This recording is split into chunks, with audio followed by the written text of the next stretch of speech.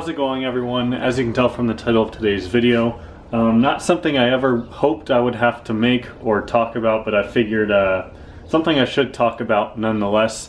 A couple days ago, I was involved in an accident. Now, I don't want to make this out to be some serious incident, because at the end of the day, it really wasn't.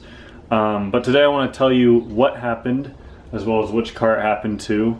You can probably guess, because this one's still on jack stands. So those of you that only care about this car, don't worry, this car was not involved in an accident. And I'm glad this car was involved in an accident, because if it was, to the extent that the Audi was involved in this accident, this car would 100% be totaled.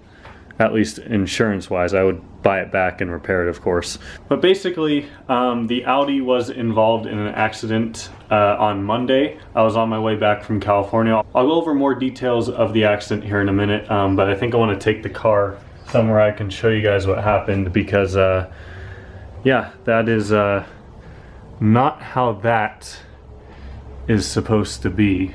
Damage on the headlight too, and yeah, so let's get the car out into the sun, and we can discuss what exactly happened. Because, well, very, very disappointing that this happened literally 2 weeks after I took delivery of this car. So today I want to talk about what happened, as well as estimates I've already gotten on the damage. So over this past weekend, I took the car to San Diego. I was considering making a road trip video, kind of going over the process, or just how I enjoyed it as a road trip car, especially compared to the 9.3s.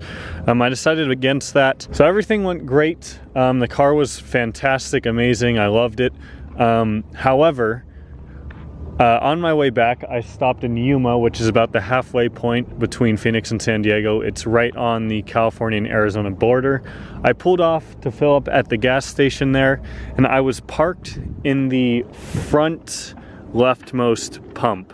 So I was on the corner, got out of the car, started filling up. About halfway through filling up, a gentleman with a truck and probably about a 30-foot RV trailer came around this way. He took the turn too sharp, and I kind of saw it out of the corner of my eye. Like, I saw him like get really close. I'm like, okay. He kept going, and sure enough, he caught the whole front corner of the car. Now, at first glance, the damage doesn't seem that bad. Really, the worst of it is up here. You can see that the hood has a pretty big divot cut into it right here. There is also a good sized dent right here that's going to be really hard to get on camera. It's not major, but it definitely is a dent.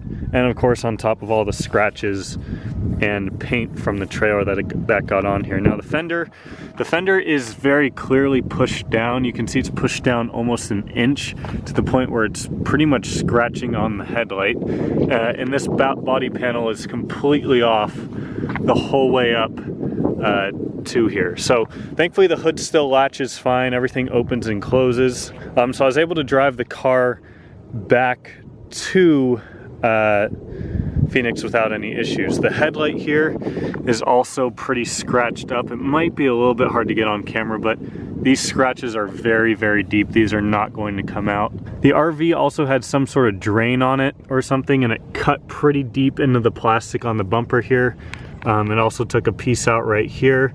There's some chips out of this lower grille right here too. This lower grille is going to need to be replaced. So this was a fairly low speed accident, and I wasn't even in the car at the time it happened.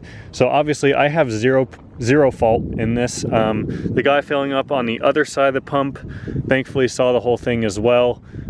He gave me his information right away and said, if you need anything from me, I saw what happened. So extremely generous of him. The guy in the trailer was a very old gentleman. He was 93 years old. He didn't really seem to be all there with it. I had trouble understanding him, but he did give me all of his information, his insurance. I got his license, you know, his name, phone number, all that stuff. So we exchanged all that information. The thing that really rubbed me the most about that whole encounter was that the guy didn't even apologize for hitting me. In fact, as he was leaving, he's like, oh, let me see if I can get out of here without hitting anyone else. Like, dude, you think I want to joke about you just hitting my car that I've had for 2 weeks? Like, come on. So that really rubbed me the wrong way that he didn't even apologize. I even told him to have a nice day, and he just kept walking away, but, you know, whatever. At the end of the day, I have zero fault for this. Zero, dollars are gonna come out of my pocket. So when I got home that night, because this happened in the afternoon, so I got home that night, I filed the claim right away with his insurance. His insurance has been extremely helpful. It was AARP if anyone cares. I had an adjuster reach out to me the next day. They told me, you can go get an estimate wherever you want. Here's the shops that we recommend. But I asked around, I called the Audi dealerships, and I got better recommendations personally. So I took it to 2 places to get an estimate. I'll talk about the estimates here, I guess. First off was Caliber Collision, which is what the Audi dealer in Peoria recommended. Both of these estimates ended up being about the same price. I'm going to talk about the second one more because that's the estimate that I think I'm going to go with, assuming it gets approved by their insurance, which I'm still waiting on. But this first estimate wasn't even recommending replacing the hood and the fender. They put like 25 hours down of structural repair for the hood and fender. So they're clearly just trying to make some money on trying to fix this as opposed to just buying a new hood and a new fender. Whereas the second place I went to recommended replacing the hood, replacing the fender, replacing the headlight, because these scratches on this headlight are not going to come out. They're way too deep, unfortunately. They're not recommending replacing the bumper, but they are also replacing this lower grille, obviously paint matching it all. I asked them, they are also going to be blending the paint with the door over here and the fender over there, so it'll look absolutely fantastic. The second place I got the estimate from, I'll go over a cost breakdown here in a second, but they're called Penske. They're in South Scottsdale. As soon as I pulled in the parking lot, they had tons of Audis, Porsches, Mercedes, BMWs. So they have specific estimators just for Audi, which I thought was pretty cool. The guy was showing me around. He's like, oh yeah, with this exact color, it's a pearl metallic. We need to do this, blah, blah, blah.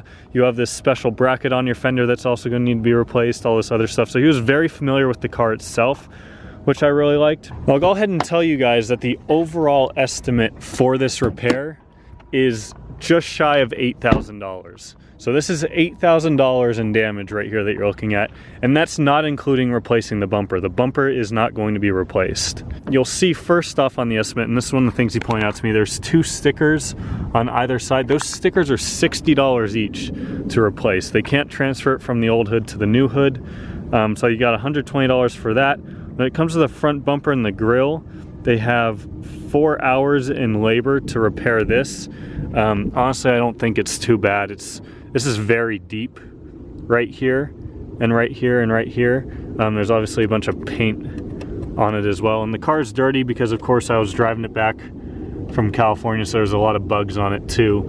But yeah, there are a lot of scratches, and these are the worst of them right here. But they put 4 hours of labor for that. This new grill down here is $112, which honestly isn't too bad. The front headlight is the most expensive one. Penske quoted this at about $1,600 for the new headlight. A new hood is $1,378, and I'm sorry, but this thing is gonna have to be replaced. I mean, it's pushed back a little bit. There's a huge dent right here. And considering the fender is messed up too, there's no way that they're gonna be able to perfectly get the body lines right without replacing both of them. The adjuster at Penske also mentioned that this is a double paned panel right here, so there's no way you can even get back in here to try and hammer all this dent and everything out anyways. So the new fender is $621. There's also a new bracket. This little bracket right here is welded, or riveted, excuse me, into the actual fender. You can see one of them right there. That's $36 for the new bracket. Besides that, they don't really have much repair-wise. Thankfully, this was such a low-speed collision. I mean, it probably happened at 5 miles an hour, that the headlight bucket or anything structural, is not damaged. Like, none of these tabs here are broken. I mean, it really just got brushed when it comes to the headlight. The worst of it is definitely the fender and the hood. So when you add in the paint as well, and all the labor for all this, the grand total for this is $7,707.98. So very, very expensive repair for such a minor collision. Like I said, if this had happened to my 9.3, granted the estimate would be cheaper than this, but the car definitely would have been totaled out. So in retrospect, if it were to happen to one of my cars, I'm glad it happened to this one. I'm glad that's all going to be replaced with OEM Audi parts from a place that is very well known for doing extremely high-end cars. Again, just waiting on his insurance to approve that. I don't see why they wouldn't.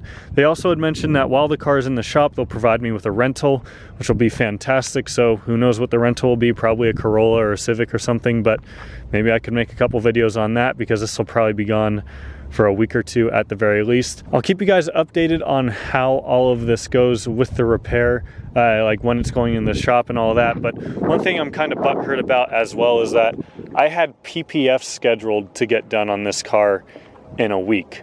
So I was having the entire front end done with PPF expel, and obviously that's going to have to be rescheduled, so I'm pretty sad about that. But it is what it is. You know, stuff happens. Wish the guy would have shown an ounce of remorse for it. His RV did have a bit of a dent in it as well on the underside. I'll put that picture on the screen here if I haven't already. But my car clearly got the worst of it. So kind of sucks to see it happen, especially when you're not even in the car. And after I screamed at him, he kept driving another 2 feet, which is why this paint goes so far up the hood here. I mean, he really got up there on it. So I'm just glad the damage isn't worse, that it's all repairable, and I'm sure it'll be taken care of. It just really sucks because one other thing I'm gonna have to deal with is the fact that this car's now been involved in an accident. It's now not worth as much. Now, clearly this is a very, very minor accident, like I've been saying, but when that shows up on the Carfax that there was an accident reported, it's not worth as much. So another thing I'm trying to sort out currently is what's called diminished value. Seeing how much the car lost in value. I don't know if that's going to come to me via a check or how exactly that's going to work out. So I can keep you guys updated on that as well. But I wanted to get this video out just to kind of tell you guys what happened. And yeah, so very, very frustrating. But thankfully insurance has been extremely easy to deal with so far and very, very kind and helpful. So especially after my Carvana experience, I'm very appreciative of that. But yeah, this just really hurts to look at. I mean, this car is in perfect condition besides this, so you know, it is what it is. But I guess good news is there was a rock chip on the hood, and there's a little, you know, chip on the front bumper right down here. So good news is, since the front bumper is going to get repainted, the hood's going to get replaced and obviously painted. The front end will be in perfect shape for when it does get PPF. So again, I guess another benefit to look at there. Car still drives 100% fine, like I said, but yeah, that's all I've got for today. I'm done rambling for now. Thank you all so much for watching. Please give me a pity thumbs up, and I'll see you all next time.